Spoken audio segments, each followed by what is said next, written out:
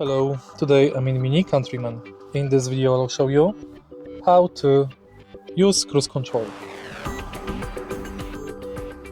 In the beginning, start the car.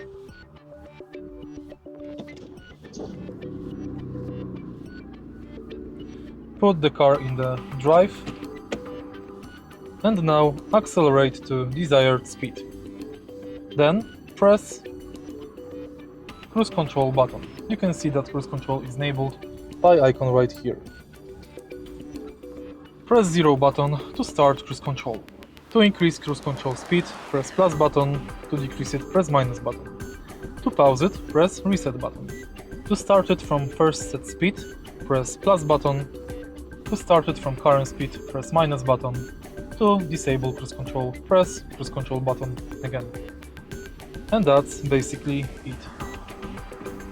If you find this video helpful, please leave like, comment and subscribe.